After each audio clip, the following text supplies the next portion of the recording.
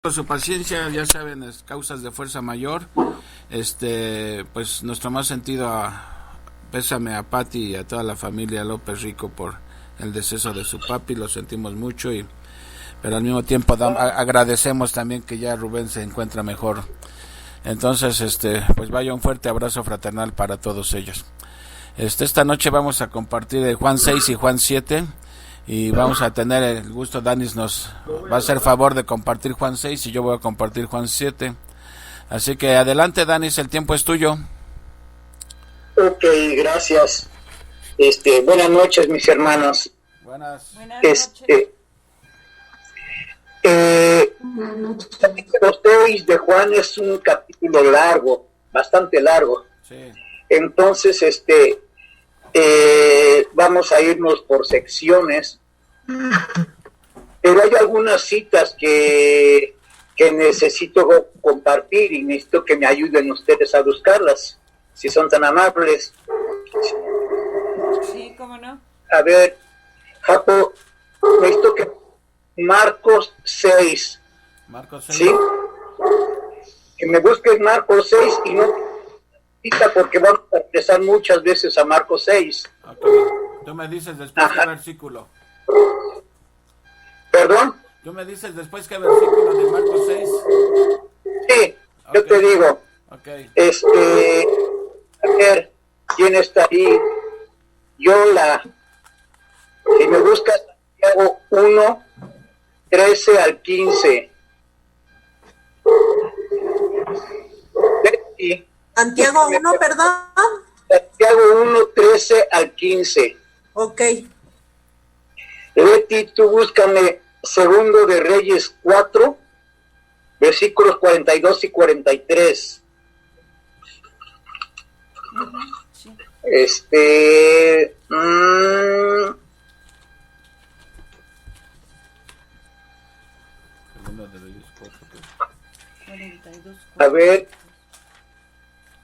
A ver uno de los varones ahora. El que guste, Pablo, búscame por favor Mateo 4:4.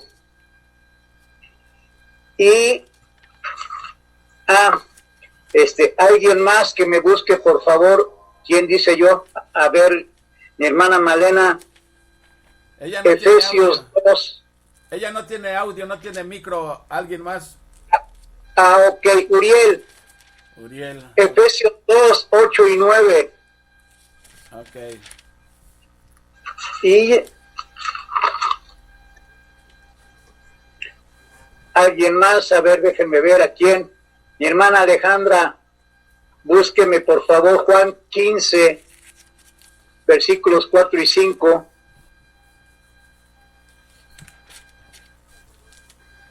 Y ¿hay alguien más que me pueda ayudar? Armandito. Ok, Armando. Mateo 16, versículos 16 y 17. ¿Sabe? Entonces, vamos a empezar.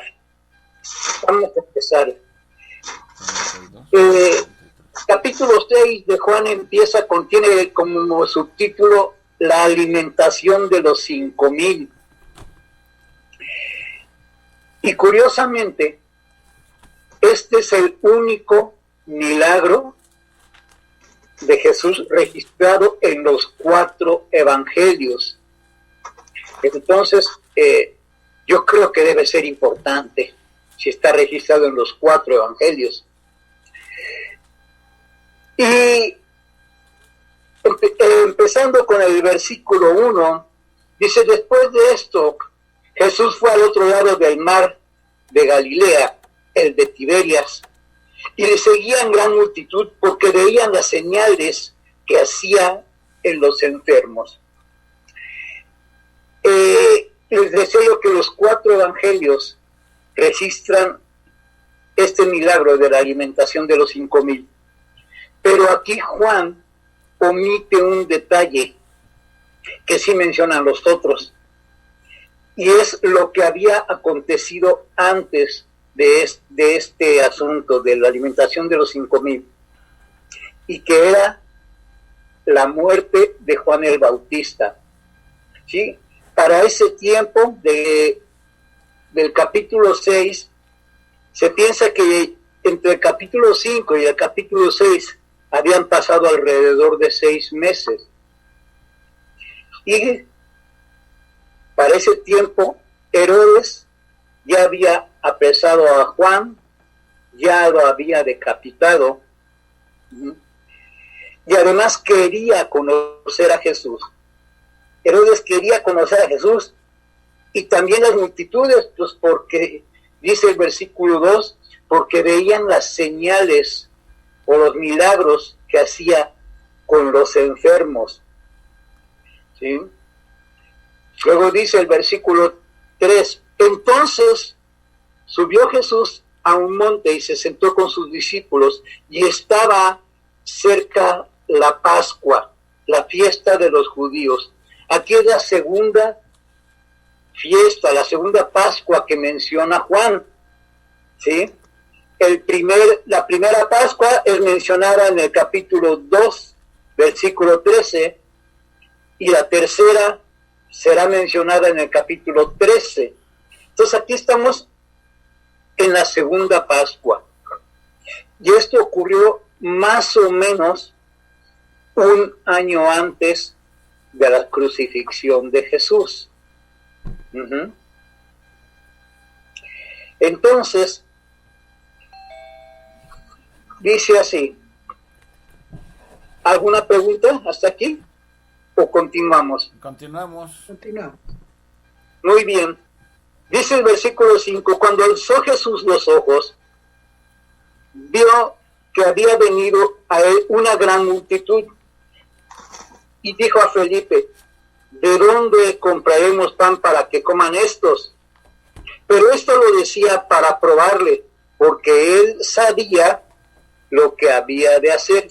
Curiosamente, Juan es el único que menciona este tipo de detalles, el que dice, lo hizo para probarle. Además, él sabía lo que ya tenía que hacer. Los otros se dedican a relatar el evento, pero Juan siempre da un detalle más. Ahora bien, dice, lo hacía para probarle, ¿sí? Y vemos que lo que probaba era su fe, ¿sí? A ver, ¿en qué creía él? Ahora algo muy importante, eso nos recuerda el capítulo donde Abraham fue probado. ¿Se acuerdan cuando Dios le pidió que entregara a su hijo? ¿Sí? Igual, él estaba probando su fe. Pero hay una cosa muy importante. El Señor siempre nos prueba, pero también para fortalecer nuestra fe. Jamás para tentarnos, ¿sí? ¿Quién me va a ayudar con Santiago? Santiago 1. Sí. A ver. Cuando alguno es tentado, no diga que es tentado de parte de Dios, porque Dios no puede ser tentado por el mal, ni él tienta a nadie, sino que cada uno es tentado cuando de su propia concupiscencia es atraído y seducido. Entonces la concupiscencia que ha concebido da a luz el pecado, y el pecado, siendo consumado, da a luz la muerte. Amén, gracias. ¿Sí? Dice que Dios nunca tienta a nadie. ¿Sí? Nunca. Cuando nosotros somos tentados es por nosotros mismos, no por el Padre, no por el Hijo, no por el Espíritu Santo, no por Dios. Es por nosotros mismos. Entonces, aquí dice que Jesús lo que estaba haciendo era probarle, era probar su fe. Porque además dice en el versículo 6 que él ya sabía que era lo que tenía que hacer, ¿verdad? Bueno, continuemos. Le dice 200 denarios. Felipe le contesta, 200 denarios no alcanzaría para poder alimentar a toda esta gente. Por supuesto que no alcanzaban, además, ¿dónde iban a comprar tanto pan, verdad? Pero en el versículo 8 dice, uno de sus discípulos, Andrés, hermano de Pedro, le dijo, aquí está un muchacho que tiene 5 panes de cebada y 2 pececillos, mas ¿qué es esto para tantos?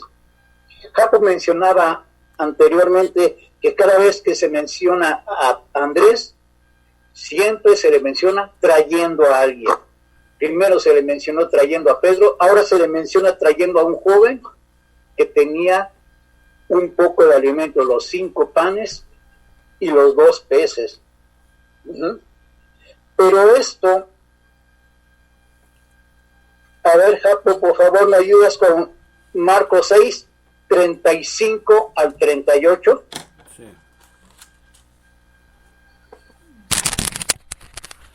Cuando ya era muy avanzada la hora, sus discípulos se acercaron a él diciendo, el lugar es desierto y la hora ya muy avanzada.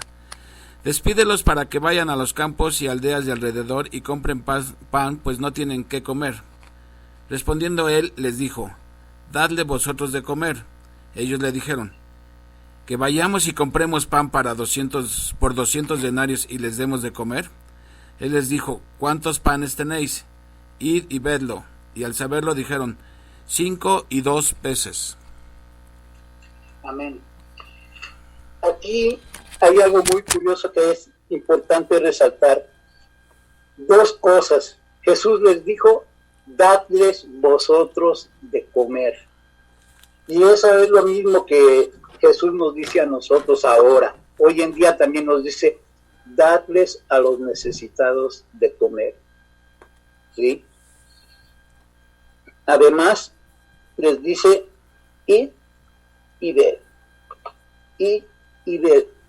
Dice, busquen dónde encontrar.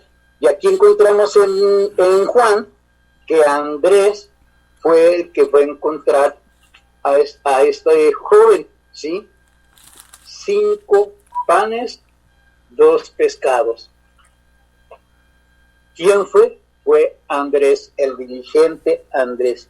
Y Jesús les dijo en la cita de Marcos, dadles vosotros de comer. Primero les dijo, id y ved, y luego les dijo, dadles vosotros de comer. ¿Sí? Además, en esa cita que acaba de leer Jacob, él ya preguntó, ¿cuántos panes tenéis? ¿Dónde sabía que ya habían encontrado pan? ¿Sí? Porque Jesús dice, ya sabía lo que tenía que hacer, según dice Juan. Ahora, esto nos recuerda un milagro que también ocurrió, algo similar en el Antiguo Testamento, ¿sí? Con el profeta Eliseo. Leti, ¿nos lees tu cita, por favor? Sí. Segundo de Reyes 4, 42, 40. Dan cuenta que los milagros son similares. Aquí estamos hablando de 20 panes de cebada. Con Jesús fueron 5 panes y para mucha más gente. Según nos relatan los otros evangelios, Jesús alimentó a 5,000 varones, sin contar a las mujeres y a los niños. ¿Sí? Prosigamos con la lectura. Dice el versículo 10, entonces Jesús dijo, haced recostar a la gente, y había mucha hierba en aquel lugar, y se recostaron como el número de 5,000 varones. Sí, como les digo, aquí nada más se menciona a los varones. En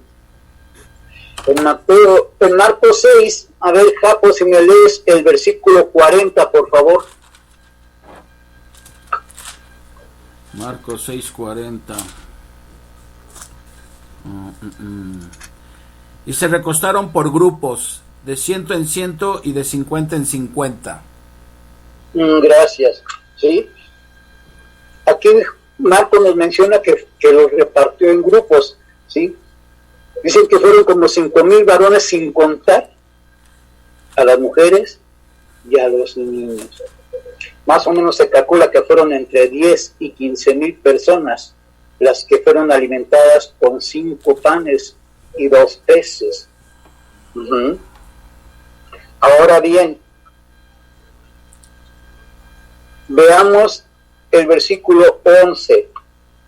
Dice, y tomó Jesús aquellos panes, y habiendo dado gracias, los repartió entre los discípulos, y los discípulos entre los que estaban recostados. Asimismo, los peces. ¿Cuánto les dio? Cuanto querían. ¿Sí? Dice, y cuando se hubieron saciado, dijo a sus discípulos, recoged los pedazos que sobraron para que no se pierda nada. Dice, versículo 11, asimismo les dio los peces cuanto querían. Y dice que después de que se hubieron saciado. No dice que les dio una orden de tacos y con eso se aguantaron. Les dice que se comieron 3, 4 órdenes cada uno con todo. ¿Sí? Y no, dice, y sobró 12 canastas. Dice, comieron cuanto querían. Cuando se hubieron saciado, que ya no podían comer nada más, entonces recogieron las canastas, los pedazos en canastas, y fueron 12 canastas, ¿sí? 12 cestos. En Segundo de Reyes, dice lo que nos leyó Leti, que Eliseo decía, comerán y sobrarán.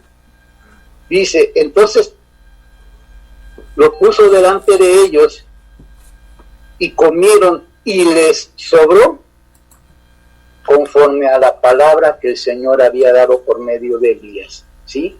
Comerán y se saciarán. Aquí hay que hacer una reflexión. En las manos de Jesús, lo que tú tienes se multiplica. No importa qué tan poco lo veas, no importa qué tan poco pienses tú que es, en las manos de Jesús todo se multiplica. Amén. Amén. Ahora bien,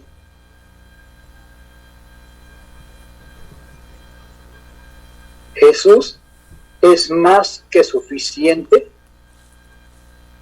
para satisfacer todas nuestras necesidades. Y creo que ese es un punto que tenemos que tener muy en cuenta. ¿Sí? Es importante entender que cuando te acercas a Jesús, Él suple todas tus necesidades. Y lo que tú tienes se multiplica. ¿Alguna pregunta? Va claro, Danis. Muy bien. Continuemos, pues. Dice, versículo 13. Recogieron, pues, y llenaron 12 cestas de pedazos, que de los 5 panes de cebada sobraron a los que habían comido. Aquellos hombres, entonces, viendo la señal que Jesús había hecho, dijeron, este verdaderamente es el profeta que había de venir al mundo. Pero entendiendo Jesús que iban a venir para apoderarse de él y hacerle rey, volvió a retirarse al monte él solo. Dice, este verdaderamente es el profeta que había de venir al mundo. No vamos a leer la cita, pero ellos estaban mencionando algo que había dicho Moisés en Deuteronomio 18:15, ¿sí? Donde él decía que iba a salir un profeta. Entonces, en base a esa cita, ellos dijeron, este es el profeta que estamos esperando. Entonces querían hacerlo rey. Pero Jesús no venía a ser la clase de rey que ellos estaban esperando. Y además, no era su tiempo todavía. Entonces, lo que hizo Jesús fue separarse. Uh-huh. Ahora bien, continuemos con lo que sigue. Dice el subtítulo: Jesús anda sobre el mar. Dice: al anochecer descendieron sus discípulos al mar, y entrando en una barca, iban cruzando el mar hacia Capernaum, y ya estaba oscuro, y Jesús no había venido con ellos. En los demás evangelios dice que Jesús les dijo: váyanse, vayan, y luego yo los alcanzo, ¿no? Jesús se quedó ahora como siempre lo hacía, ¿verdad? Dice: cuando habían remado como 25 o 30 estadios, ¿sí? Más o menos entre 5 y 6 kilómetros habían estado remando. Dice aquí que se levantaba y se levantaba el mar con un gran viento que soplaba. Dice: y cuando habían remado 25 o 30 estadios, vieron a Jesús que andaba sobre el mar y se acercaba a la barca, y tuvieron miedo. Los otros evangelios, sobre todo Mateo y Marcos, nos dicen que vieron un fantasma, ¿verdad? Ellos creyeron ver un fantasma. Japo, si me lees, por favor, los versículos 48 y 49. 48 y 49. Y viéndoles remar con gran fatiga, porque el viento les era contrario, cerca de la cuarta vigilia de la noche vino a ellos andando sobre el mar y querían adelantárseles. Viéndole ellos andar sobre el mar, pensaron que era un fantasma y gritaron. Sí, pensaban que era un fantasma. Fíjense, en aquel tiempo ya creían en la Llorona, ¿verdad? Sí, pensaban que era un fantasma, dice, y tuvieron miedo, ¿verdad? Pero, bueno, otra observación, dice que era dice que era la cuarta vigilia de la noche, ¿sí? La cuarta vigilia de la noche son entre las 3 de la mañana y las 6. A esa hora los alcanzó Jesús. ¿Qué había estado haciendo todo el demás tiempo? Orando en comunión con su Padre. Normalmente Jesús se pasaba mucho tiempo orando, y a veces se amanecía, y además esa era regular en él, se amanecía orando. Aquí dice que era la cuarta vigilia de la noche, ¿sí? Las últimas 3 horas de la noche, ya iba a amanecer, y Jesús los alcanzó. Lo maravilloso aquí fue la respuesta de Jesús, ¿sí? Y Jesús les dijo: yo soy, no temáis, ¿sí? Y ellos entonces con gusto le recibieron en la barca, la cual llegó enseguida a la tierra a donde iban, ¿sí? Yo aquí tengo una nota en mi Biblia que digo aquí: con Jesús tú estás seguro, ¿sí? Yo soy, no teman. Si estás conmigo no tienes por qué temer. Uh-huh. ¿Algún comentario que quisieran hacer? Sí, yo, Dani. Sí. Aquí, también podemos ver que el simbolismo del agua o del mar es el mundo, ¿no? Y las dificultades que presenta el mundo, y entonces Jesús se revela a los discípulos y les dice: yo soy, ¿no? O sea, ya les está diciendo quién es. Y a mí, no sé si a lo mejor estoy mal, pero ese viento ya es el Espíritu de Dios, ¿no? Ya se hace presente, por eso yo digo que lo confundían con un espíritu, con un fantasma, ¿no? Pero realmente era el Espíritu de Dios que estaba ya revelándose a los apóstoles, ¿no? No sé si mi comentario esté correcto o a lo mejor... Bueno, es muy acertado el hecho de decir que el mar en este caso representa las dificultades que nosotros atravesamos, muy cierto, muy cierto. Y con la presencia de Jesús las cosas cambian, ¿sí? El viento se estaba levantando en contra de la barca, ¿sí? Era consecuencia de las dificultades, como dicen, las dificultades se nos vienen encima, el viento nos es contrario, ¿sí? Pero cuando llega Jesús, dice, calma, no, para empezar no tenga miedo, soy yo, ¿sí? El viento, la tempestad, nuestros problemas también se detienen, ¿sí? Jesús nunca dijo, cuando vengan a mí, todo va a ser color de rosa, ¿verdad? No, pero sí Jesús dijo, mientras estén conmigo, ¿sí? Yo he vencido al mundo, así es que tranquilos, ustedes van a tener problemas, pero estando conmigo, las cosas se van a solucionar, ¿sí? Textualmente Jesús dice, en el mundo tendréis tribulación, tendréis aflicción, pero confiad, yo he vencido al mundo, ¿sí? Juan 16:33.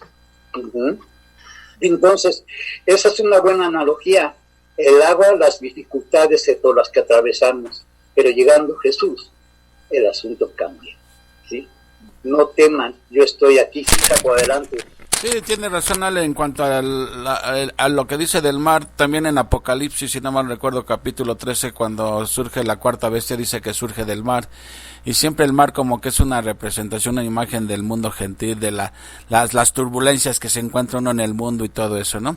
En cuanto al viento y el espíritu, pues también puede que haya algo de razón, porque la palabra griega tanto para espíritu como para viento es neuma, es la misma palabra. Entonces puede tener las dos alusiones. Entonces me parece que sí es, sí está bien acertada la comparación. Sí, así es. Yo Danis, nada más quería comentar que sí estoy de acuerdo, porque ante las tormentas de la vida, sí, nuestra fe en Jesucristo nos trae paz, y como dice en Romanos 5:1, justificados pues por la fe tenemos paz para con Dios. Entonces, ahí está uno de los beneficios que nos trae la fe en Jesucristo: paz, descanso. Así es, adelante. Yo también, por ejemplo, las cargas son pesadas, pero con Jesucristo son muy ligeras, ¿verdad? Ya lo dice en Mateo, ¿verdad? Sí, así es.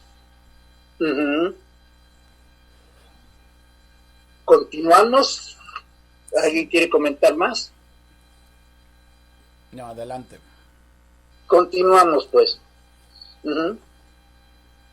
Entonces, en el versículo 21, Jesús les dice, yo soy, no teman, ¿sí? Dice, entonces ellos con gusto le recibieron en la barca, la cual llegó enseguida a la tierra, a donde iban. Continuamos en el versículo 22, dice, el día siguiente, la gente que estaba al otro lado del mar, vio que no había habido allí más que una sola barca, y que Jesús no había entrado en ella con sus discípulos, sino que estos se habían ido solos. Pero otras barcas habían arribado de Tiberias, junto al lugar donde habían comido el pan, después de haber dado gracias al Señor. Cuando vio pues la gente que Jesús no estaba allí, ni sus discípulos, entraron en las barcas y se fueron a Capernaum buscando a Jesús. Dice, y hallándole al otro lado del mar, le dijeron, Rabí, ¿cuándo llegaste aquí? Ahora bien, Ellos iban a buscar a Jesús, pues porque les había dado de comer, ¿verdad? No entendían cómo es que él, sin haberse subido a la lancha, a la barca, pudo haber estado al otro lado del mar al día siguiente en la mañana. Cuando ellos lo fueron a buscar, ya lo encontraron de aquel lado. Pero Jesús no les responde lo que ellos preguntaron. Jesús les confronta con sus verdaderas razones, ¿sí? Con lo que están pensando. Jesús es el Logos, y la Biblia, el Logos del Señor, también nos confronta con nuestro pecado, nos confronta con todas nuestras actitudes. Veamos lo que dice el versículo 26. A partir de aquí, a partir del versículo 26 y en adelante, Jesús habla de lo que es el pan que ellos estaban buscando, pero lo pone en verdadera dimensión, ¿sí?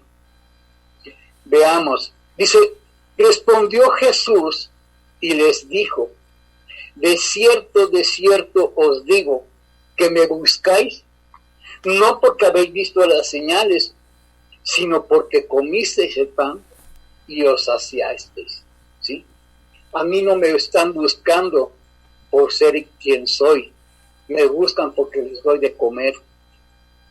¿Y cuántas veces no hemos visto que muchas iglesias empiezan con un programa de esta naturaleza, que empiezan con programas para dar de comer a la gente y hablarles de la palabra, pero la gente no va a oír la palabra, la gente va porque hay comida y terminando de comer se van.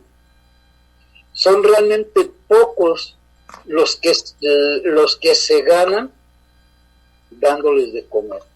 Y aquí está un ejemplo muy claro. Jesús los confrontó y les dijo, ustedes me buscan, no por quien soy yo, no por las señales que hago, no por los milagros. Ustedes me buscan porque yo les doy de comer, porque ustedes comen gratis, ¿sí? Y dice Jesús, trabajad, no por la comida que perece, sino por la comida que a vida eterna permanece, la cual el Hijo del Hombre os dará, porque a éste señaló Dios el Padre, ¿sí? Trabajen por la comida que a vida eterna permanece. Uh-huh.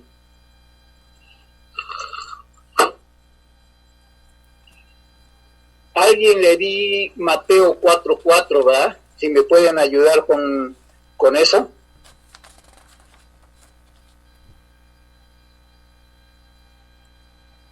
Mateo 4:4, ¿quién?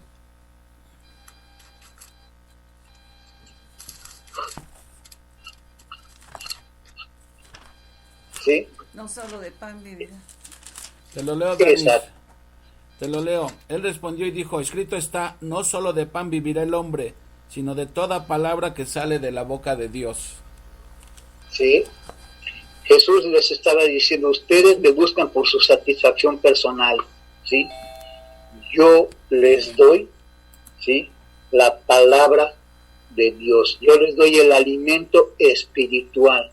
Pero ellos no lo entendían. Ellos, al igual que la samaritana en el capítulo 4, estaban buscando su propia satisfacción nada más. Estaban pensando en forma material.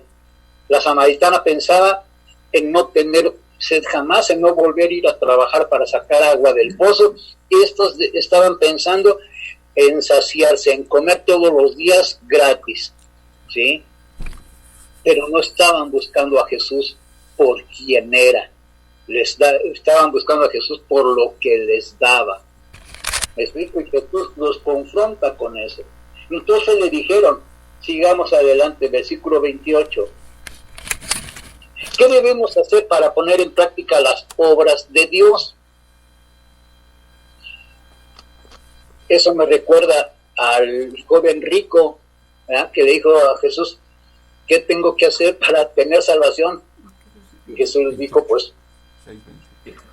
sigue toda la ley, y dice, la he hecho desde niño, sí, pues regala tu dinero, y se puso triste, ¿verdad?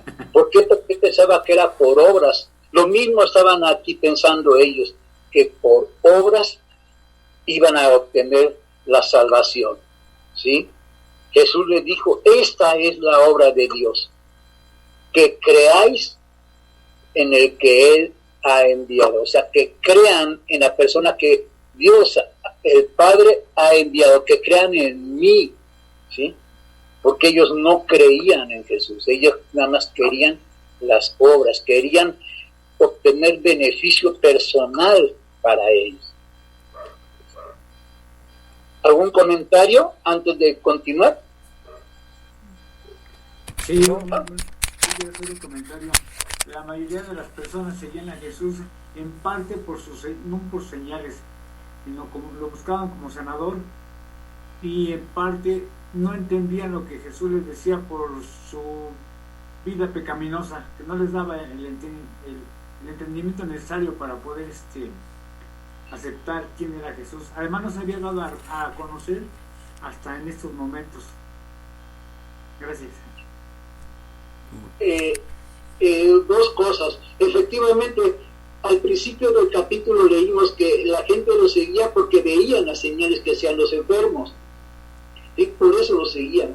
Segundo lugar, efectivamente ellos todavía tenían vendados los ojos, ¿sí? Porque ellos no veían en lo espiritual, ellos veían en lo material y buscaban a Jesús por lo material. Él todavía no se había dado a conocer, apenas se estaba dando a conocer. Desde el capítulo 4 empezó a decir, yo soy el agua viva. Ahora aquí va a empezar a decir, yo soy el pan de vida. ¿Perdón? Bueno, continuemos. ¿Sí? Un comentario, Danis. Esta pregunta que le hicieron de qué debemos de hacer para poner en práctica las obras de Dios, como dices tú, hay un paralelismo con el joven rico que preguntó, ¿qué debo de hacer para heredar la vida eterna? Esa es la pregunta más importante que todo ser humano debe de hacerse. Y tristemente no se la hacen la pregunta. ¿Por qué? Porque no les interesa saber, porque piensan que tenemos tanto tiempo de vida que ya cuando esté viejo me pondré a pensar qué debo de hacer para ser salvo. Como que no ven que la vida, la duración de la vida depende de aquel que la da, no de lo que nosotros deseamos. Entonces esa sería una muy buena pregunta que todo mundo debería de hacerse. ¿Qué debo de hacer para ser salvo? Y Jesús les responde, todos pensando en que hay que hacer algo. Esa es la tendencia humana, a pensar que algo tenemos que hacer. Pero Jesús les está diciendo, si tú quieres hacer algo que agrade a Dios, cree en el que Él ha enviado. O sea, Jesús le está diciendo otras palabras, si quieres tener vida eterna, cree en mí. Punto. Deposita tu fe en mí. Y eso, tan simple como eso, mucha gente no lo puede creer o no lo quieren creer. Bueno, yo también te quería comentar algo, Danis, ahorita que estaban hablando, ¿no? Ellos siempre tomaban las cosas literales, estaban pensando en su satisfacción física, en su satisfacción terrenal, superficial, pero realmente Cristo les estaba hablando del pan que satisface para toda la eternidad, ¿no? Que es el mismo Jesús, pero ellos no lo entendían precisamente porque nuestra mente carnal está aquí y en el ahora. Estamos satisfaciendo necesidades temporales, ¿sí? Quiero este coche, tal vez voy a ahorrar para aquella pantalla y con eso ya estoy satisfecho, pero esa satisfacción solamente es temporal, ¿sí? Pero la satisfacción verdadera y eterna es Cristo, la fe en Jesús, el pan de vida. Amén. Adelante, Danis. Amén, así es. Efectivamente, ellos solo buscaban su satisfacción personal y ellos querían hacer algo, pensaban que haciendo algo podían ganarse la salvación. Pero ¿qué dice Efesios? Alguien me dice Efesios 2, 8 y 9, una cita muy conocida. ¿Alguien se la di? ¿Quién la tiene? Dime, la dice. Voy a leer, Uriel. Porque por gracia sois salvos por medio de la fe, y esto no de vosotros, es don de Dios, no por obras, para que se gloríe. Para que nadie se gloríe. Amén. Esto es confirmando lo que acaban de comentar tanto Leti como Japo, ¿sí? Es por obras, es por fe, no es por obras, ¿sí? Es por la pura gracia, por la pura misericordia de nuestro Señor hacia nosotros, ¿sí? Pero ellos no lo entendían. Ellos seguían pensando nada más en su satisfacción personal, ¿sí? Ahora, lo curioso es lo que sigue en el versículo 30. Le dijeron entonces, ¿qué señal pues haces tú para que veamos y te creamos? Como mi querido Santo Tomás, hasta no ver, no creer, ¿verdad? Así es. Y me parece increíble que les acababa de dar, el día anterior, les acababa de dar de comer a 5,000 varones, a sus esposas y a sus hijos, y todavía le están pidiendo señales. Es increíble, la verdad, qué tan duro puede ser nuestro corazón, en este caso el corazón de ellos, y el día de hoy nuestro corazón. Que Jesús nos sigue dando sus muestras de amor, sus muestras de cariño, sus milagros siguen vigentes hoy en día, y seguimos sin creer en Él. ¿verdad? Una pregunta, Dani, ¿esto se le puede llamar ceguera espiritual? Es definitivamente ceguera espiritual. No, yo creo que no se le puede llamar, es una ceguera espiritual, pero causada por nuestro egoísmo. Bien decía Leti hace un momento, para mi satisfacción, para mi carro, para mi coche, para mi cuenta bancaria, etcétera, pero para mí, yo de mí, ¿sí? No estamos... Pero, sí, por ejemplo, eso, obviamente, Jesús Dios, bueno, pues solamente lo sabe, ¿verdad? Pero él lo permitía que fueran cegados espiritualmente. Sí. Perdón, no entendí la pregunta. ¿Me puedes repetir? Sí, o sea, como decimos, eran ciegos espiritualmente, pero Dios permitía eso.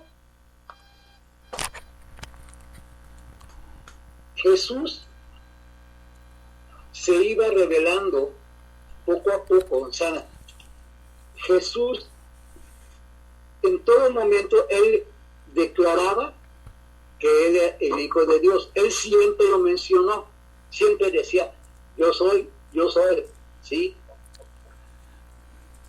Y nadie podía decir en ese tiempo, yo soy, ¿sí? Porque ese atributo solamente se le concede al Señor. Ahora bien, la gente se enojaba con él precisamente por eso, porque él declaraba que él era hijo de Dios. Él siempre se le reveló, pero la gente no quería creerle, ¿sí? Porque no le buscaban de forma espiritual. ¿Sí? ¿Algún comentario más? Si tú quieres comentar algo. Bueno, es que esa pregunta que hizo Uriel es la de los 64,000 pesos. Mira, yo creo que varias cosas se conjugan para esa ceguera espiritual. La primera, ellos deliberadamente su pecado no les permitía ver la realidad. Otra razón, Pablo nos la da en Efesios, en el capítulo 2, dice, y vosotros estabais muertos en vuestros delitos y pecados. O sea, espiritualmente, todo ser humano está muerto espiritualmente. Dice, y Él les dio vida a vosotros, ¿sí? Entonces, esto explica una cosa. que una persona no puede creer, o sea, un muerto no puede creer, no puede ver, no puede sentir, no puede escuchar, no puede hacer nada porque está muerto. Espiritualmente, o sea, estamos muertos, también dice Pablo, nosotros estamos muertos espiritualmente, por lo cual no respondemos a ningún llamado espiritual, por un lado. Por otro lado está la ceguera, el amor al propio pecado de los judíos. Y tercer lugar, pienso que hay una cita en Isaías, si no mal recuerdo, donde como juicio de Dios dijo que a este pueblo le voy a endurecer el corazón para que oyendo no escuchen y para que viendo no vean, algo así, mirando no vean. O sea, era ya tanto el pecado de Israel que Dios pronunció un juicio contra ellos y dijo, tú ve y predícales, pero yo voy a endurecer su corazón para que no crean y no sean sanados. Y cuarta razón, hay una razón en 2 Corintios. También Satanás, dice, se ha encargado de tenerles una venda a los incrédulos para que no crean. Entonces se conjugan varios factores en esa ceguera espiritual. Por eso dice hasta que Pablo dice en Romanos, así que no depende del que quiere ni del que corre, sino de Dios que tiene misericordia. Cuando Dios toca a un pecador, dice, le da vida, y le da vida justamente para que pueda creer en Jesús.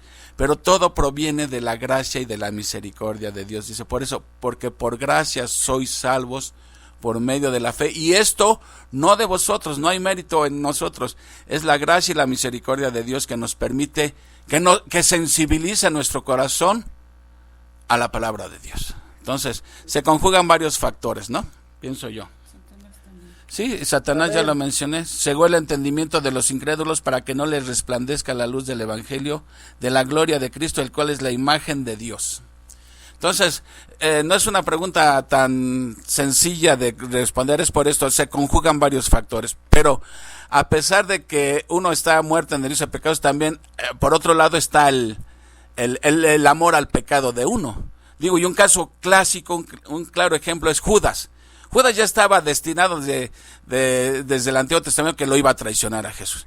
Pero sin embargo, nadie le puso una pistola. Él, llevado por sus propios deseos pecaminosos, quiso entregar a Jesús.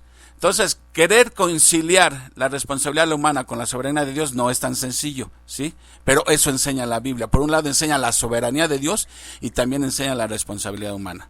Así que dice Pablo, de modo que no hay excusa. Adelante, Dani, ya cállame. No, está bien, al contrario, muy buen comentario, porque además amplía lo que estamos diciendo. Entonces, volviendo al versículo 30, dice, ¿qué obras haces? Y les digo, pues acababa de hacer ese milagro de los 5,000 y todavía están pidiendo obras, ¿no? Y le dice, y todavía le dicen, nuestros padres comieron el maná en el desierto, versículo 31, como está escrito, pan del cielo les dio de comer. Eso dijeron ellos, ojo, ¿sí? Pero Jesús les dijo, de cierto os digo, o sea, paren oreja, ¿sí?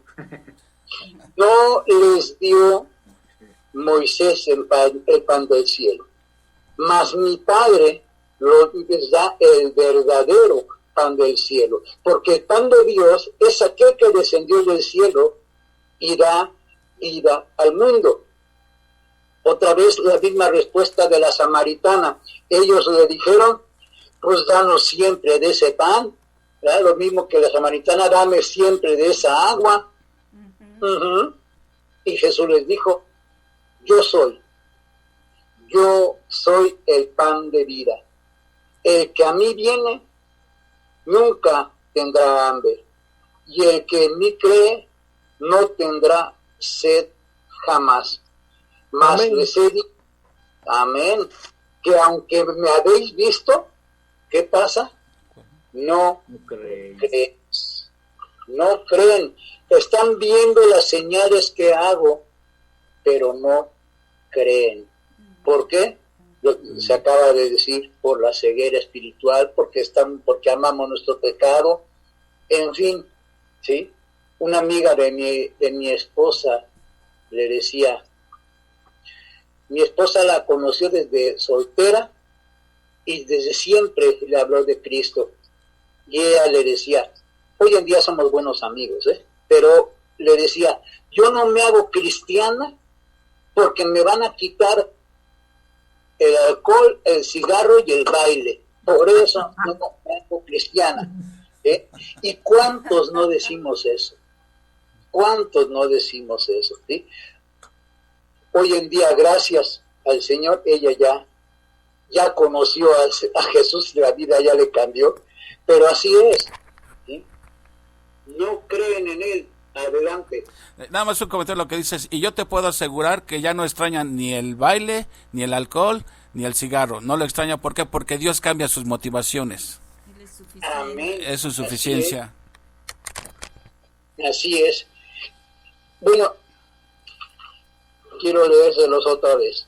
Dice, yo soy el pan de vida, el que a mí viene nunca tendrá hambre, y el que en mí cree no tendrá sed jamás. Mas os he dicho que aunque me habéis visto, no creéis. Y culmina diciendo, todo lo que el Padre me da, vendrá a mí, y al que a mí viene, no le echo fuera. Esa es la garantía que nos da Jesús. Si nosotros nos acercamos a Él, jamás seremos rechazados. Siempre, siempre nos va a abrazar, siempre nos va a recibir. Dice, porque he descendido del cielo, no para hacer mi voluntad, sino la voluntad del que me envió. Y esta es la voluntad del Padre, el que me envió, que de todo lo que me diere, no pierda yo nada, sino que lo resucite en el día postrero. Y esta es la voluntad del que me ha enviado, que todo aquel que ve al Hijo y cree en Él, tenga vida eterna, y yo le resucitaré en el día postrero. Amén. Amén. Amén. Amén, sí. Entonces, ¿cuál es el propósito del Señor? Recibirnos y resucitarnos en el día postrero. Siempre he dicho, el que a mí viene, yo le resucitaré en el día postrero. Y esto lo viene repitiendo desde el capítulo 4, el 5 y ahora en el 6. Lo sigue repitiendo en cada momento. ¿Sí? Dice la Escritura,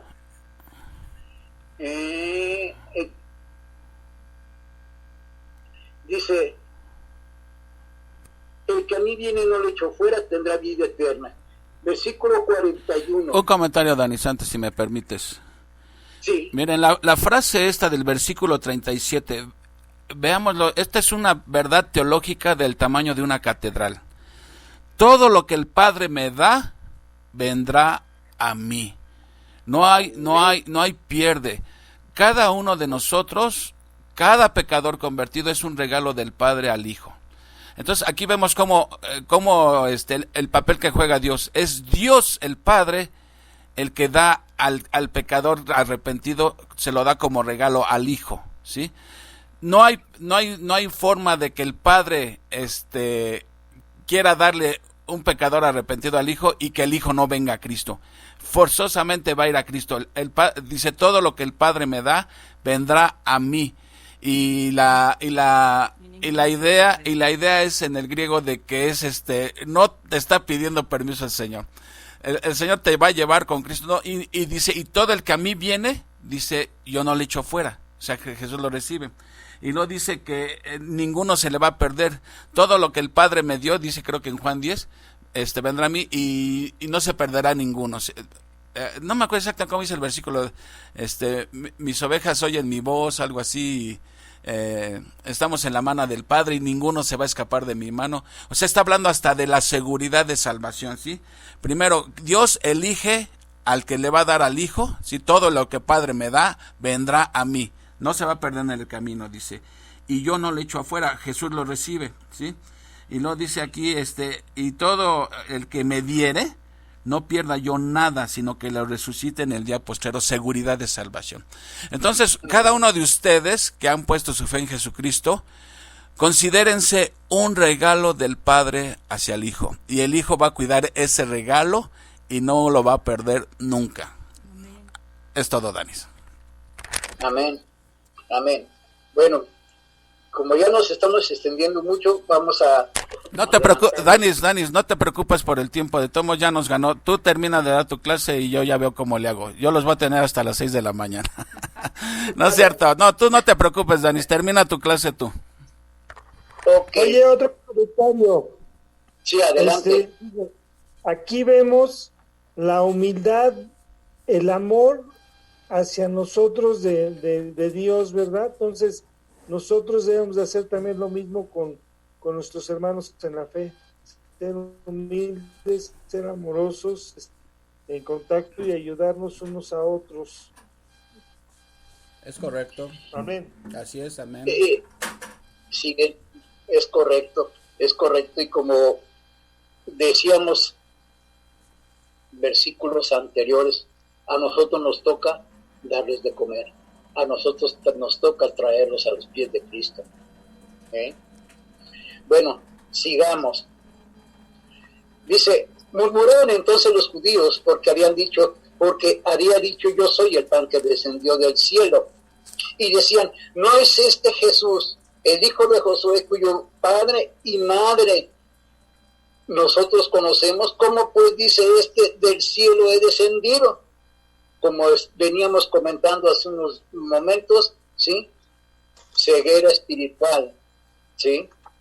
Jesús les respondió y les dijo, no murmuréis entre vosotros, ninguno puede venir a mí si el Padre que me envió no le trajere, lo que acaba de comentar Jaco, ¿sí? ¿Sí? Si el Padre no le trajere, ya me perdí, y yo le resucitaré en el día postrero, ¿sí? Dice, escrito está en los profetas, y serán todos enseñados por Dios. Así que todo aquel que oyó al Padre y aprendió de él, viene a mí. Si el Padre no le trajere, no puede venir a mí. Es un regalo de Dios para el Hijo, ¿sí? No que alguno haya visto al Padre, sino aquel que vino de Dios, ha visto al Padre. Otra vez, paren oreja, de cierto os digo, el que cree en mí tiene vida eterna. Y yo soy el pan de vida. Otra vez mencionando, yo soy el pan de vida, yo soy el que les da ese alimento que les satisface. Dicen, vuestros padres comieron el maná en el desierto y murieron. Este es el pan que desciende del cielo, para que el que de él come no muera. Yo soy el pan vivo que descendió del cielo. Si alguno comiere de este pan, vivirá para siempre. Y el pan que yo daré es mi carne, la cual yo daré por la vida del mundo. Ahí estaba Jesús anunciando su muerte. Y ahí estaba Jesús diciendo, por ustedes voy a entregarme, mi cuerpo es lo que yo voy a entregar por ustedes, ¿sí? Dice, entonces los judíos contendían entre sí diciendo, ¿cómo puede darnos a comer su carne? Otra vez ceguera espiritual, no entendían que lo que estaba diciendo es que él iba a dar su propia vida por rescatarnos a nosotros. Jesús les dijo, de cierto os digo, si no comieres mi carne, la carne del Hijo del Hombre, y bebieres su sangre, no tendréis vida en vosotros. Les estaba anunciando su muerte, él estaba anunciando su sacrificio, ¿sí? Luego dice, como me envió el Padre viviente, y yo vivo en el Padre, así mismo el que me come, él también vivirá por mí. Otra vez les voy a dar mi esencia, ¿sí? Dice, este es el pan que descendió del cielo. No como vuestros padres que comieron el maná y murieron. El que come de este pan vivirá eternamente. Y estas cosas los dijo en la sinagoga, enseñando en Capernaum. Y vamos a las palabras finales de toda esta disertación que tiene Jesús para con la gente que le estaba escuchando. Dice, al oírlas, muchos de sus discípulos dijeron, dura es esta palabra. ¿Quién la puede oír? Sabiendo Jesús en sí mismo que sus discípulos murmuraban esto, les dijo, ¿esto os ofende? Pues ¿qué si vieres al Hijo del Hombre subir a donde estaba primero? ¿Sí? Dice, ¿esto les ofende? Pues la puerta está muy ancha. ¿Sí? La puerta está muy ancha, pueden irse. ¿Sí? Dice, el Espíritu, versículo 63, el Espíritu es el que da vida. La carne para nada aprovecha. El pan que ustedes están comiendo no aprovecha para nada. Lo que yo les doy es lo que sirve. ¿Sí? Las palabras que yo os he hablado son espíritu y son vida. ¿Sí? Y aquí está, aquí la tenemos impresa frente a nosotros y podemos leerla, podemos alimentarnos de este alimento espiritual. ¿Sí? Dice, pero hay algunos de vosotros que no creen, porque Jesús sabía desde el principio quiénes eran los que no creían y quién le iba a entregar. ¿Sí? Otra vez, a pesar de que sabía que Judas lo iba a traicionar, que lo iba a entregar, de todas maneras, Jesús nunca lo echó fuera. El que a mí viene no lo echó fuera. Jesús siempre lo conservó y siempre le dio la oportunidad de arrepentirse de lo que iba a hacer en el momento en que iba a suceder eso, ¿no? Dice, y dijo, por eso os he dicho que ninguno puede venir a mí si no le fuere dado por el Padre. Si el Padre no me lo manda, no puede venir a mí. Uh-huh. Dice, desde entonces muchos de sus discípulos se volvieron atrás y ya no andaban con él. ¿Por qué? Porque las palabras de Jesús los confrontaban. Y en medida en que los confrontaba, no podían resistirlo. Por eso mucha gente se vuelve atrás. ¿Sí? Como decía la amiga de Marce, de mi esposa, no porque entonces me van a quitar el cigarro, me van a quitar el alcohol, me van a quitar el baile. Por eso mejor no lo sigo a Jesús. ¿Sí? Igual nosotros, muchas veces. ¿Cuánta gente no conocen ustedes? Yo sí, desgraciadamente sí conozco gente que se ha vuelto atrás. Y es una tristeza verlos de esa manera, ver cómo se vuelven atrás y reniegan de Dios. Dice el versículo 67, dijo entonces Jesús a los 12, ¿queréis acaso iros también vosotros? Pues como va, ¿sí? No lo necesito, como va, solamente quien verdaderamente me ama, quien verdaderamente cree en mí, se va a quedar conmigo, ¿sí? Y dice, le respondió Simón Pedro, verso 68, Señor, ¿a quién iremos? Tú tienes palabras de vida eterna, ¿sí? Jesús habla de permanecer en él, ¿sí? Tú tienes palabras de vida eterna y nosotros hemos creído y conocemos que tú eres el Cristo, el Hijo de Dios viviente. Ya habían creído en Jesús, ahora tenían la revelación, ¿sí? Tú eres el Hijo de Dios viviente, te conocemos, ¿sí? Antes de ir a esa cita, bueno, terminemos mejor ya. Dice, Jesús le respondió, ¿no os he escogido yo a vosotros los 12? Y uno de vosotros es el diablo. Dice, él sabía que Judas lo iba a traicionar y sin embargo lo conservaba con ellos, ¿sí? Versículo 71, hablaba de Judas Iscariote, hijo de Simón, porque este era el que le iba a entregar y era uno de los 12, ¿sí? El que le iba a entregar, una de las anotaciones que hace Juan y que no hacen los demás, ¿sí? Él explica lo que iba a suceder en el futuro, ¿sí? En este caso, él explica que Judas Iscariote era el que lo iba a entregar, ¿sí? Por eso es que Jesús se refería a él como el diablo, ¿sí? Sin embargo, no por saber Jesús que lo iba a entregar, nunca lo echó fuera, nunca lo corrió, siempre lo mantuvo con él, dándole la oportunidad a que se arrepintiera. No sucedió así, pero la oportunidad siempre la tuvo. Danis, Amén. ¿Alguna pregunta? Sí. Judas Iscariote precisamente estaba para que se cumplieran las escrituras que iba a ser entregado Jesús. Así es. Así es. Era para que la escritura se cumpliese. Sin embargo, ¿sí? Él le dio cabida al diablo, porque de otra manera bien pudo haberlo rechazado, ¿sí? Claro que estaba escrito, claro que había que cumplir una función, ¿sí? Pero él siempre tuvo la oportunidad. Adelante.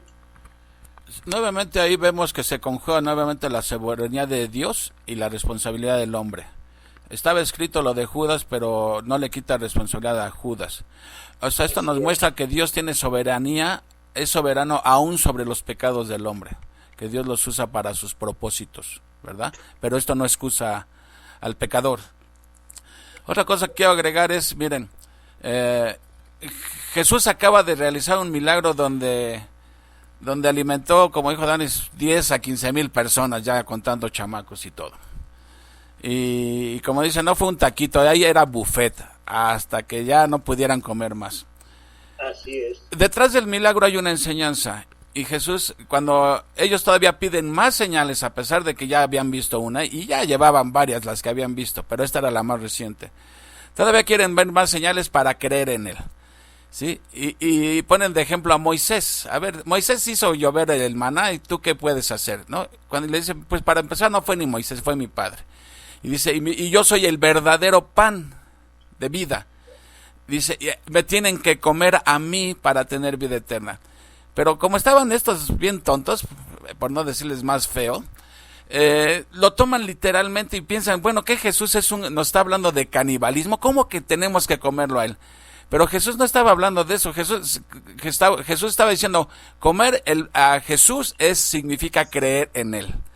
Y luego se los aclara en el versículo 63, para que entiendan lo que le está diciendo. El espíritu es el que da la vida, la carne para nada aprovecha. O sea, ahí está aclarando que no estaba hablando él literalmente de que tenían que comerse a él como caníbal, sino significaba creer en él, porque al creer en él recibirían el Espíritu Santo. Y eso es realmente lo que da la vida, el tener el Espíritu Santo es tener la vida eterna. Eso era lo que estaba diciendo Jesús, pero pues tenían amor a su pecado, tenían la venda que les ponía Satanás y tenían el juicio de Dios encima. O sea, todo se conjugó para que ellos salían con eso. Danis, yo también quisiera comentar algo. Vemos nuevamente que la palabra de Dios revela a nuestro Señor Jesucristo, lo revela, ¿verdad?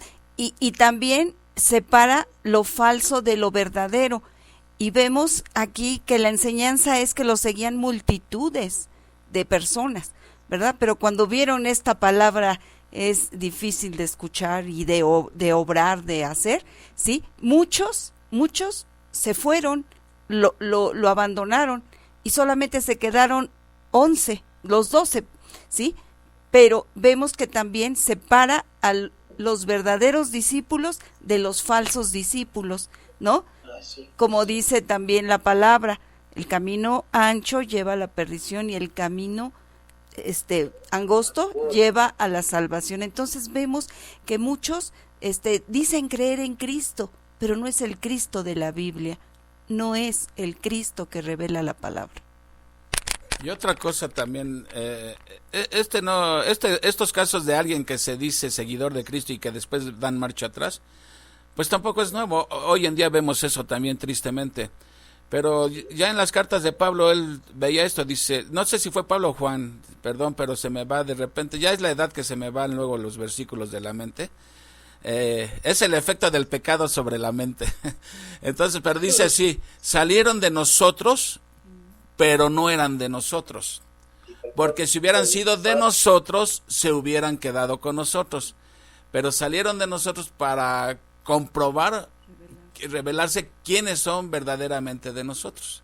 Y ahí se ve, los que abandonan, pues es que nunca lo fueron en realidad. Es la parábola del sembrador, ilustra esta verdad también. Bueno, síguele, Danis.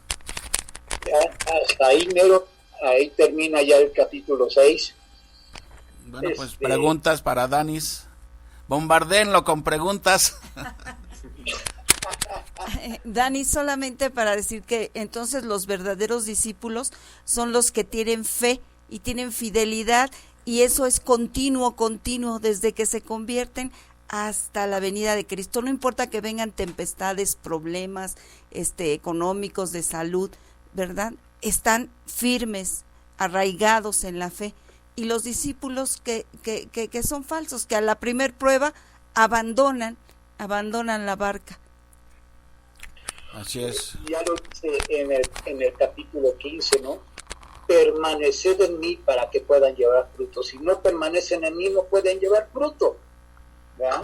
Así es, pero para permanecer hay que obedecer, y como no nos gusta obedecer, pues por eso no hay permanencia, no hay fruto.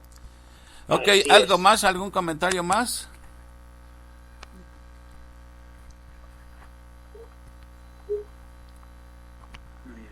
Bueno, pues ya, miren. Yo un comentario. Adelante, Ale.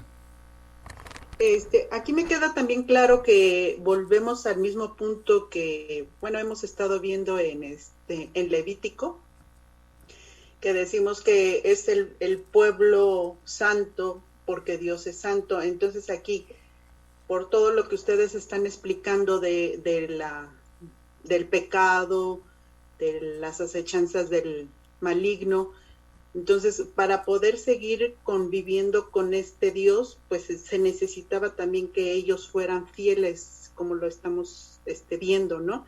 Fieles, firmes en esa fe que siempre Dios, Jesús nos presenta, y que nos da a conocer a Él mismo, ¿no? Y entonces, pues no es tan fácil, ¿verdad? Pues en esa situación que ellos vivían, y en ese tiempo, pues como había muchos falsos profetas, entonces pues era dudoso, ¿no? Entonces, aunque lo tuvieran frente a él, no lo reconocían, aunque él se revelara, no lo conocían. Pero era por eso, porque yo siento que esa parte de la santidad de Dios, para poder tener comunión con él, pues tiene que ser real, fidedigna, y conocerlo, ¿no? Y entonces estaba presentando Jesús, aquí estoy, porque si yo no me presento con ustedes no conocerán a mi Padre. Entonces, pues sí, es muy cierto, ¿no? Esta santidad de Dios la volvemos a tocar aquí, ¿no? Exactamente, Ale, exactamente, y hay una verdad innegable. La Biblia enseña que Jesús, al que salva, lo santifica, ¿sí? O sea, eso es, porque decir me salvó pero no me ha transformado, no, es como negar el poder de Dios para santificar a una persona.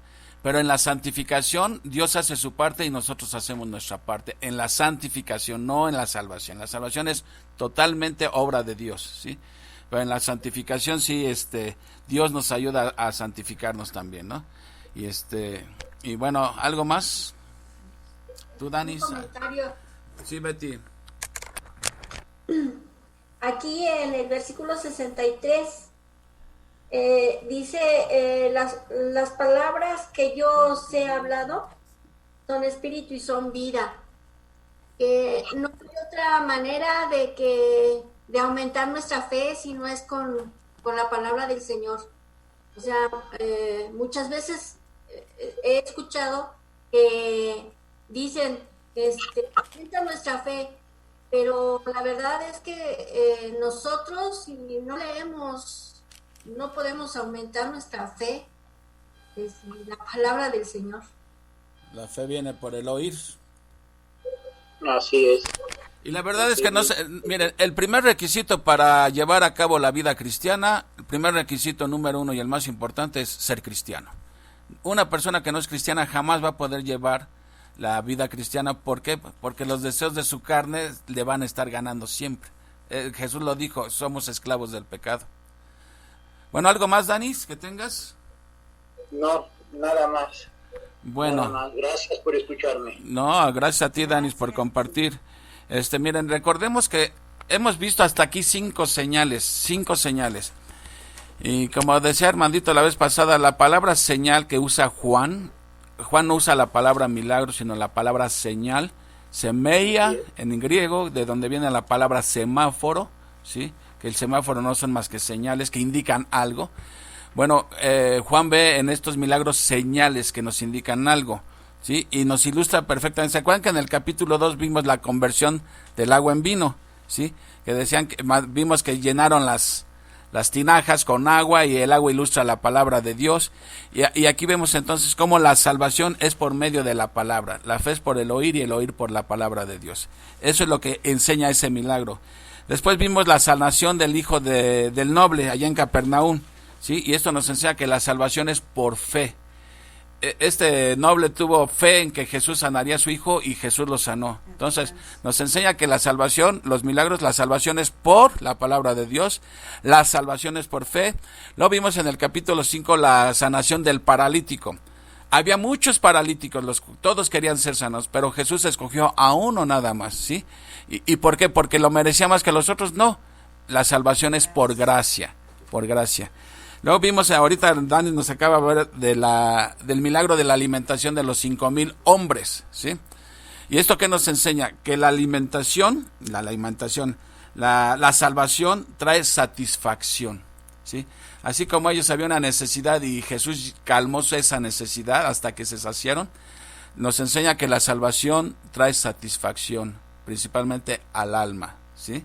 Justificados pues por la fe, tenemos paz para con Dios. Y la quinta señal es que Jesús caminó sobre el agua.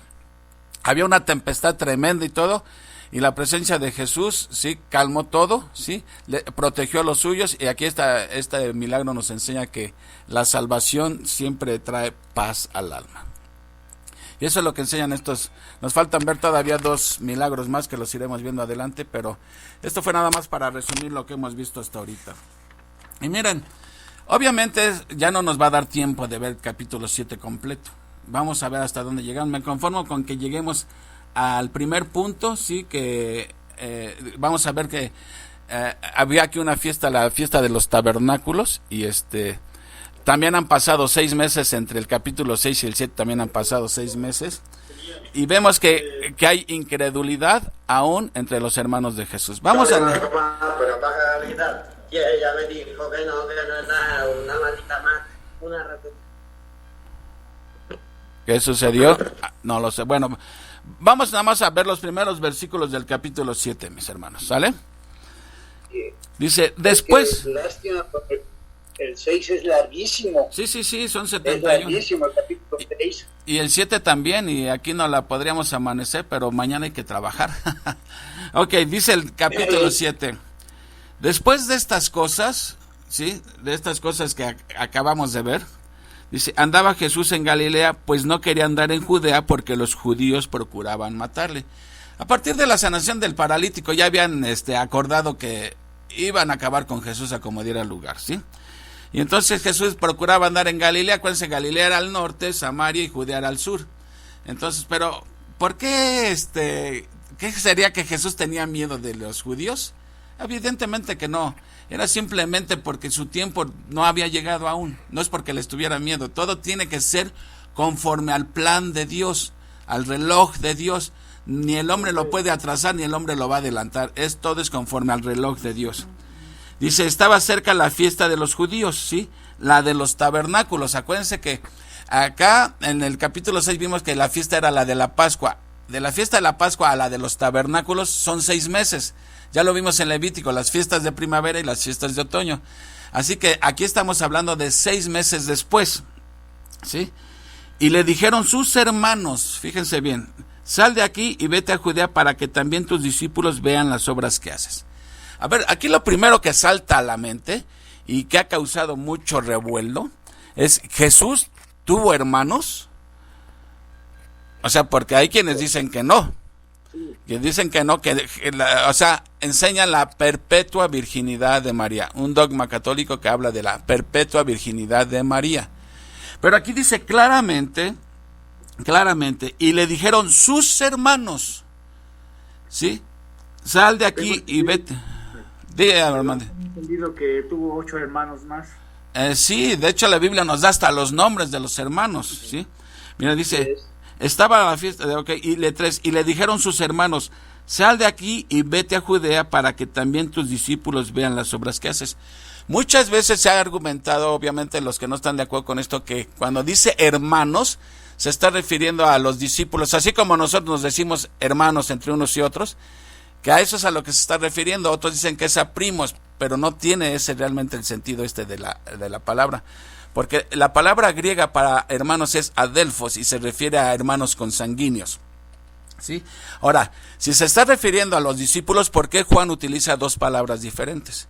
Está diciendo, y le dijo a sus hermanos, sal de aquí y vete a Judea para que también tus discípulos vean las obras que haces.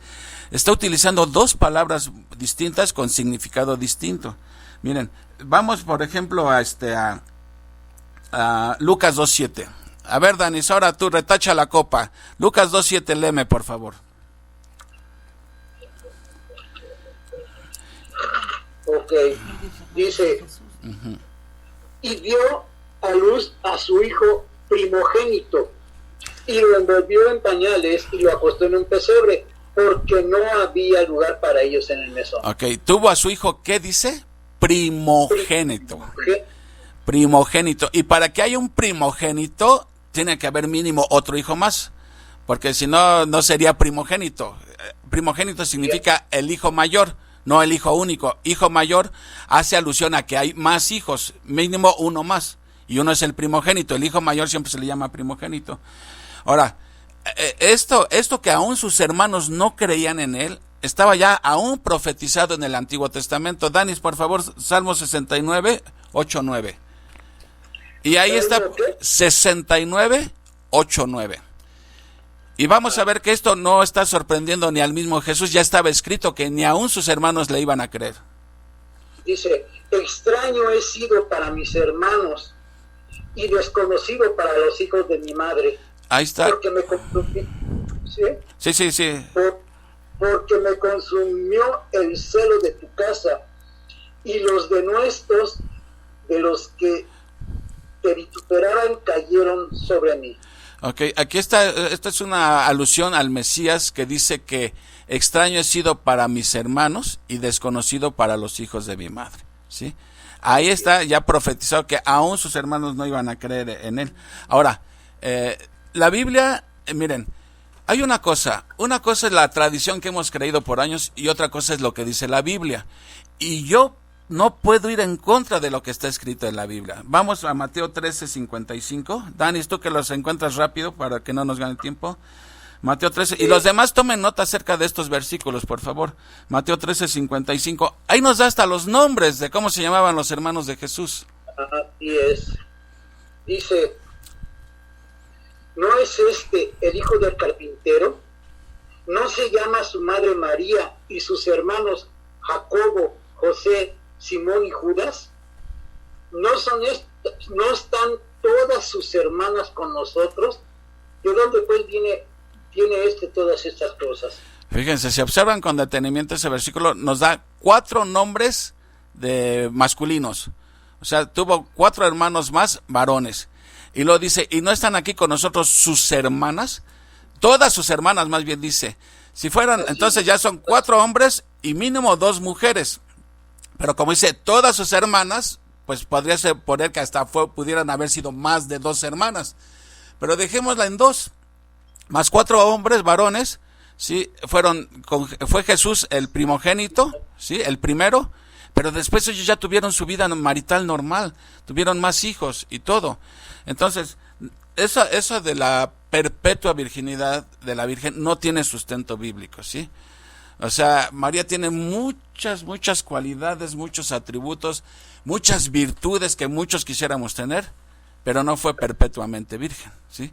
Y todavía no, en Corintios hay otro pasaje donde Pablo dice, me entrevisté con Pedro, con Juan y con Santiago, el hermano del Señor, ¿sí? Entonces siempre hace una clara diferencia cuando se está refiriendo a un hermano de Jesús y cuando está refiriéndose a un discípulo, ¿sí? Y en Marcos 6, 1 al 6 también menciona... Una pregunta. Dime. En este caso se les podría llamar medios hermanos de Jesús. Exactamente. De carne. Exactamente, eran medios hermanos de Jesús, ¿sí? Eran hijos de José y de María. Pues vendrían siendo entonces medios hermanos de Jesús por parte de María. Exactamente, es correcto, ¿sí? Ahora, pues la Biblia dice también honroso y sin mancilla es el matrimonio, lo dice ahí en Hebreos, honroso es el matrimonio, o sea, no veo por qué razón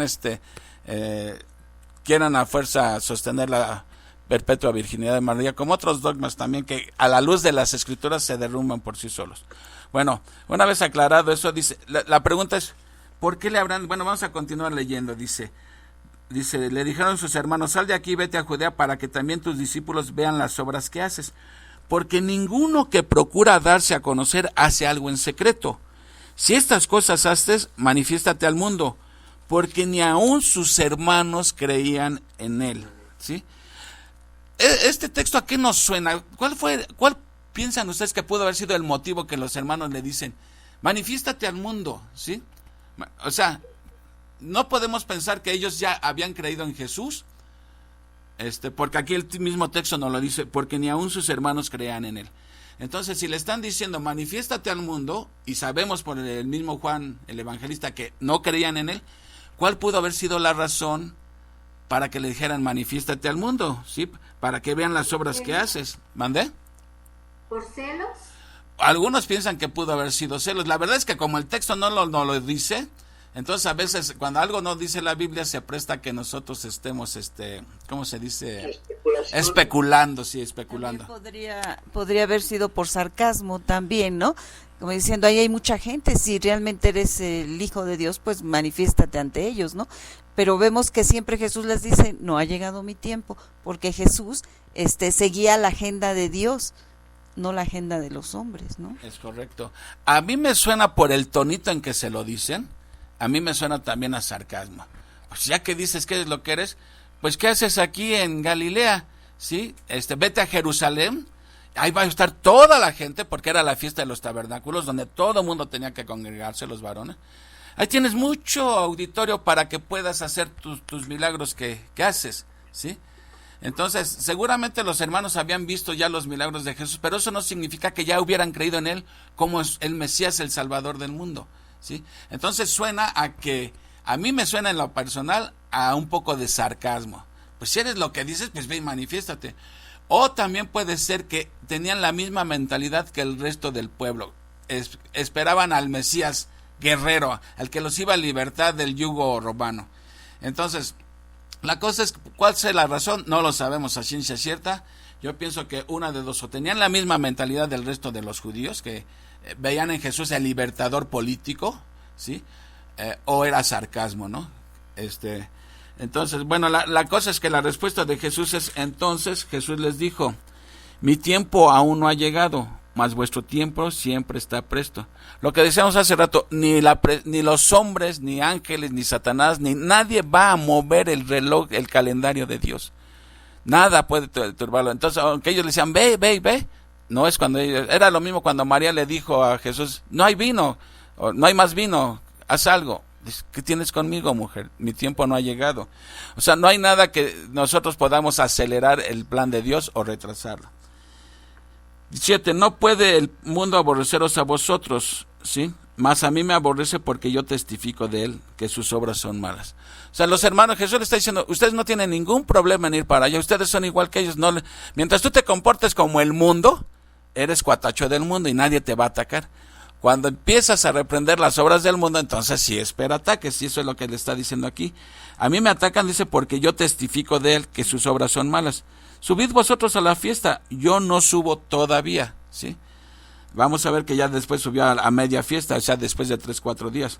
Dice, porque mi tiempo aún no se ha cumplido. Y habiéndoles dicho esto, se quedó en Galilea, ¿sí? Ahora, me parece increíble a mí ¿sí? Pero no debe de sorprendernos que los mismos hermanos de Jesús que crecieron junto con él, que pudieron ver una vida perfecta en él, porque Jesús ni de chico ni de grande cometió jamás un pecado. El hecho de haber convivido con Jesús desde niños, ¿sí?, de alguna manera tenía que haber impactado su vida como para cuando él se manifestara pudieran creer en él. Pero aquí vemos que ni aún ellos mismos, teniendo a Jesús ahí en medio de ellos, creyeron en él. Y esto es lo mismo que hoy en día sucede.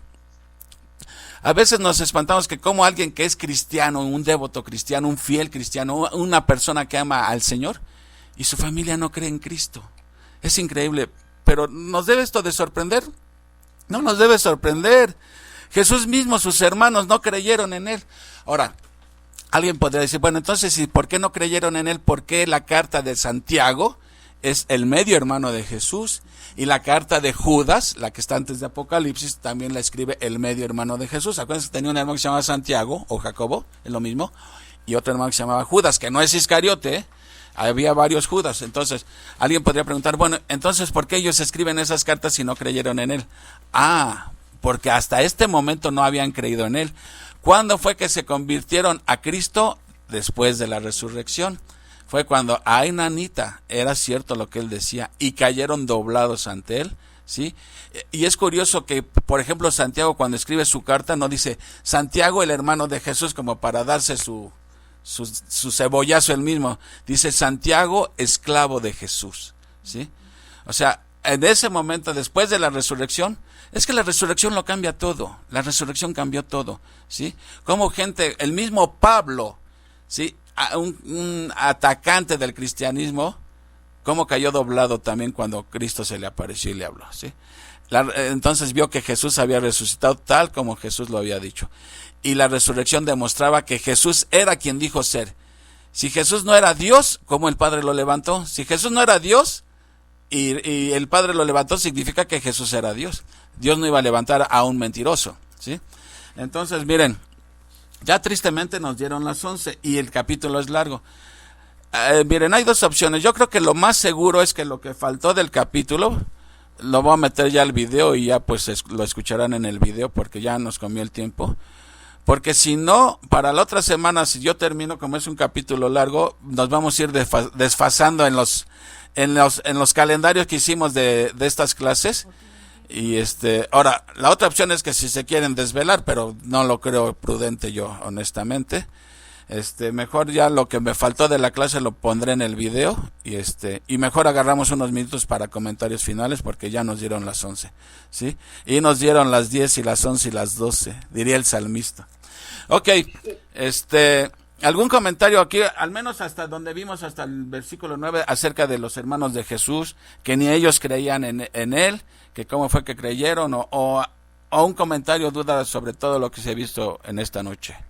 Así que los escucho. A ver, Pablo, ¿tú tienes algún comentario? A ver, Brendis. Adelante, Brendis. No te escuchamos.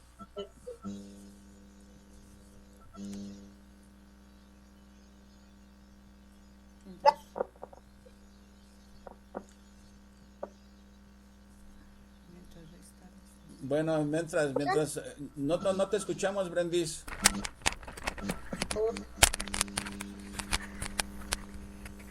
A ver, mientras tú, Memito, que andas por ahí, mientras Brenda activa su micro, ¿algún comentario, Memito?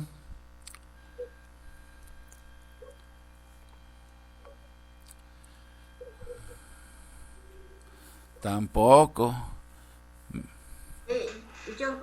Brendis, a ver ya. A ver, Memito, porque Brendis todavía no puede. Adelante, okay. Memo. Sí, buenas noches. Pues ahorita mencionando o más bien lo que mencionabas acerca de la frase de que aún no había llegado su hora. Cuando hablamos en el capítulo 2 acerca de esa frase, cuando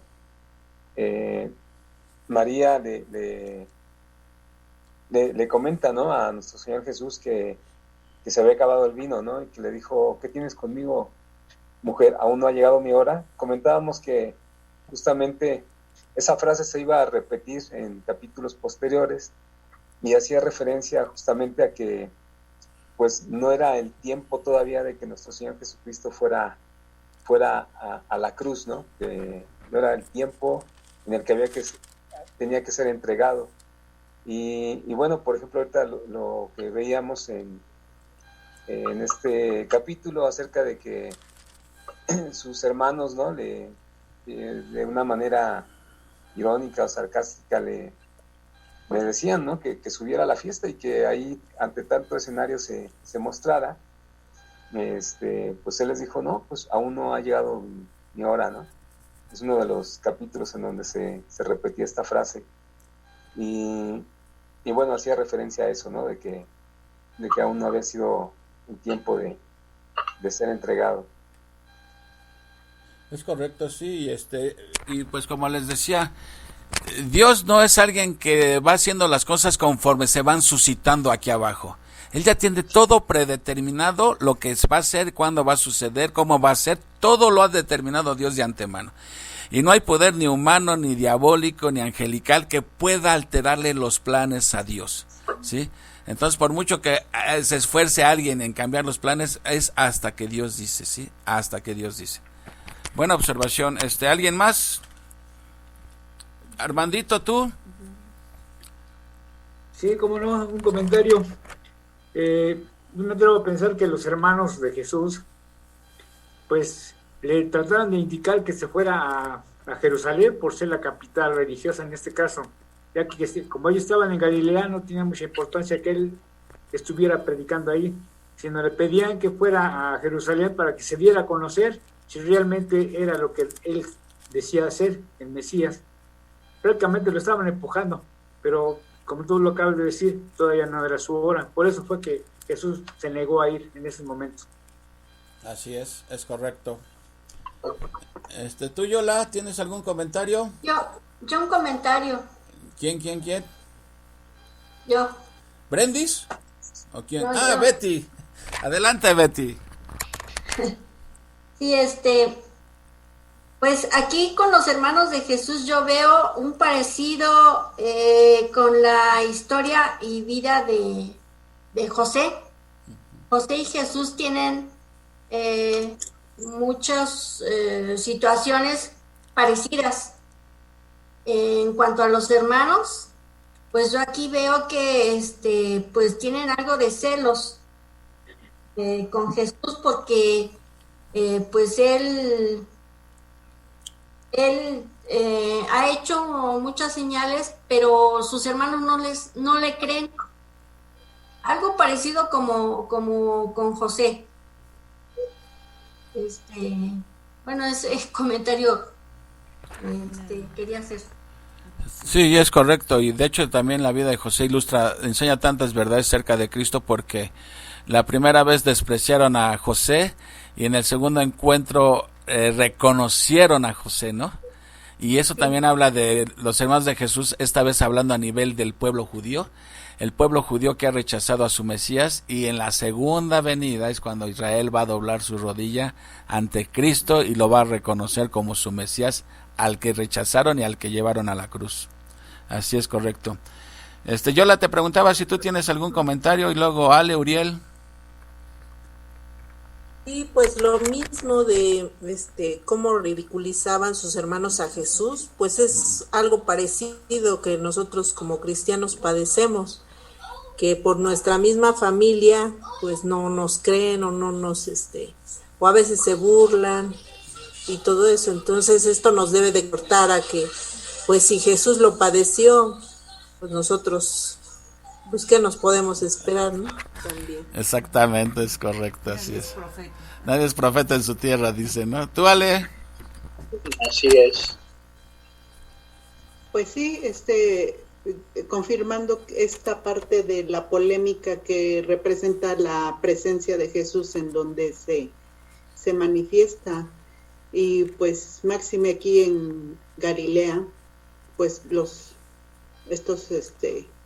esta incredulidad de los que son cercanos, muy cercanos a él, no le creían. Pues imagínense a los que estaban en el pueblo, en el mundo, pues menos, ¿no? Pero esta polémica es porque él viene a ser Jesús la luz y la vida de para todos nosotros, pero como él hablaba y como ya lo había dicho él, pues si ahorita yo les hablo con palabras sencillas y no me creen, ahora si les digo que vengo y bajé del cielo, pues menos, ¿no? Entonces esta es la incredulidad, ¿no? Que crea esta polémica en diferentes situaciones, en diferentes puntos, ¿no? En la casa, con los apóstoles, con los discípulos, con toda la gente que tenía contacto con él, pues era muy polémico, ¿no? Exactamente, con Jesús nada más hay de dos sopas, o lo aceptas o lo pisoteas, no hay de otras. Por eso se compara el maná con Jesucristo también, porque el maná había que recogerlo, ¿sí? Y el que no se recogía se pisoteaba. Nada más había de dos, o lo recogías para comer o lo estabas pisando. Es lo mismo aquí con Jesús, dos sopas nada más, o lo aceptas como tu único y suficiente Salvador o lo estás pisoteando. ¿Alguien más? Gracias, Ale. Turiel, Pablo. Pues todo lo que han comentado es muy cierto, ¿no? Y como yo siempre lo he dicho, toda la escritura es muy reveladora y todo es muy importante entenderlo, ¿no? Las cosas Dios las tiene predestinadas. Si hablamos de la gente,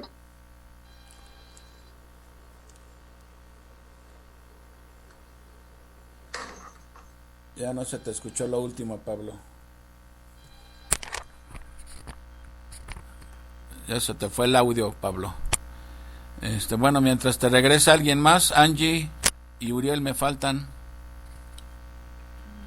Y Nora también, Patti también, ya te vi por ahí. Si quieren compartir algo.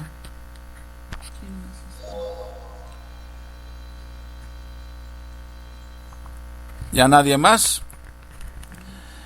Pues, Uriel, ¿estás ahí? Pues para que nos despidas entonces. Entonces ya lo que faltó del capítulo 7, pues se los haré subir ahí al video porque continuar con el capítulo 8 y 9. Y si lo escuchamos en el video, pues ya podemos comentarlo si acaso algo, ¿no? Ok, Leti. Nada más quería preguntarle a Ale cómo siguió el doctor Roberto. Para gloria de Dios, tuvo una franca recuperación, Leti, muchas gracias. Bien, bueno, gloria a Dios. Gloria a Dios. Sí, estaba en una situación muy difícil y tuvieron que llevarlo a hospitalizar y gracias a Dios tuvo a bien su franca recuperación. Qué bueno, gracias a Dios. Pablo, ¿ya estás de regreso? Sí, ya regresé. Sí, adelante, Pablo. Es que te quedaste a la mitad. Sí, me quedé a la mitad, perdón, se fue la señal. Sí, les decía que esto es muy importante, estar estudiando la palabra, porque creo que aún así 2000 años después hay profesionistas y no profesionistas, y yo siempre porque una persona que no tiene el sentido común para estudiar la palabra, pues no la va a entender, ¿no? Pero no es porque no quiera, sino porque también ha faltado dedicación, como dice la palabra, todos creemos, pero hacerlo es muy diferente, ¿no? Todos podemos estar aquí toda la noche, pero hacer lo que dice la palabra, eso es lo difícil. Pero no imposible. Pero no imposible. Por eso estamos aquí, porque tenemos hambre y sed de entender la palabra, ¿no? Claro, y es la lucha de cada día. Amén. Todos los días es la lucha, Juan Carlos. Todos los días hay tentaciones. Señor, quítame las tentaciones, hazme un lado, ¿no? Ajá, exactamente. Bueno, pues creo que no está Uriel tampoco, ¿verdad? Angie, ¿tú quieres comentar algo?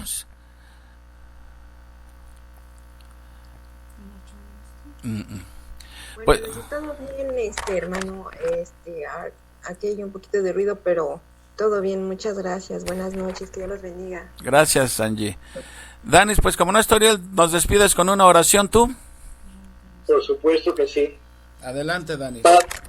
En el nombre de Jesús te damos gracias por este tiempo de estar compartiendo tu palabra, Señor. Gracias porque tú siempre tienes cuidado de nosotros y nos enseñas los secretos de la misma. Gracias, Padre. Permítenos digerirlo, Señor. y aprovecharlo al máximo. Cuida nuestros sueños, Señor, y gracias. Gracias, Padre, por este tiempo. En el nombre de Jesús te alabamos y te bendecimos, Padre. Amén. Amén.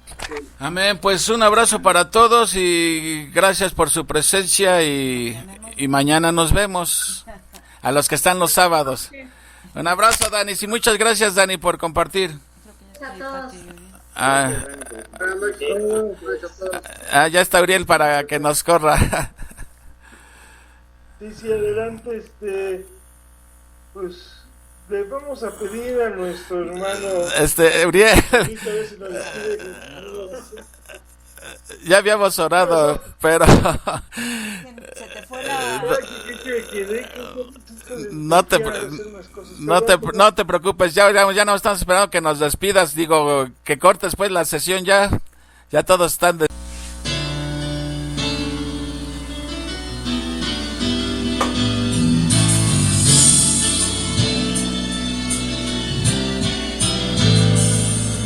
A Dios sea la gloria, a Dios sea la gloria, a Dios sea la gloria por lo que hizo por mí. Con su sangre me ha limpiado, su poder me ha salvado.